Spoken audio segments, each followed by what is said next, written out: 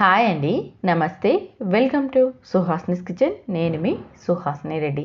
ఈరోజు మన కిచెన్లో బియ్యం పిండితో హెల్తీగా టేస్టీగా రొట్టెను ప్రిపేర్ చేస్తున్నాను.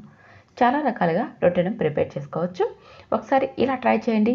హెల్తీగా టేస్టీగా ఉంటుంది. అంతేకాకుండా వెయిట్ లాస్ అవ్వాలనుకునే వారికి ఈ రెసిపీ చాలా యూజ్ అవుతుంది. తక్కువ టైంలో చేసుకునే ఈ హెల్తీ రెసిపీని తప్పకుండా ట్రై చేయండి.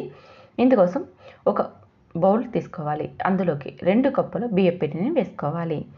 ఇందులోకి కొద్దిగా పచ్చిమిర్చి తరుగును వేసుకోవాలి. అలాగే కొద్దిగా కరివేపాకు తరుగును, కొద్దిగా కొత్తిమీర తరుగును, అలాగే కట్ చేసుకున్న గుప్పెడు ఆనియన్స్ని కూడా వేసుకోవాలి.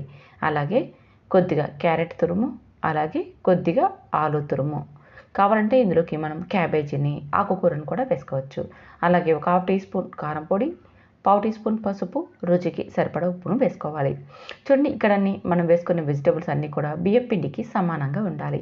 మనం 2 కప్పుల బియ్యం పిండిని తీసుకున్నాం కదండి, 2 కప్పుల వెజిటబుల్ తురుము అంతా కూడా ఉండాలన్నమాట. ఆనియన్ కానీ, క్యారెట్ కానీ, ఆలు కానీ ఇలా ఒకటొకటి తీసుకున్నా సరే మనకి 2 కప్పులు అయిపోతాయి. ఇలా వేసేసుకొని ఇదంతా ఒకసారి బాగా కలుపుకున్నాక ఇప్పుడు ఇందులోకి కొద్దిగా నీళ్ళని వేసుకోవాలి. నీళ్ళని గోరువెచ్చనివి తీసుకున్నామంటే పిండి అనేది త్వరగా సాఫ్ట్గా అయిపోతుంది. రొట్టెలు కూడా మనకి విరిగిపోకుండా జిగురుగా వస్తుంది పిండి. అందుకోసమని కాస్త గోరువెచ్చని నీళ్ళను వేసుకోండి. ఇలా కొద్దిగా నీళ్ళను వేసుకుంటూ పిండిని చపాతీ ముద్దలాగా తడుపుకోవాలి. రెగ్యులర్గా మనం చపాతీ పిండికి ఎలా అయితే తడుపుకుంటామో ఆ విధంగా అన్నమాట.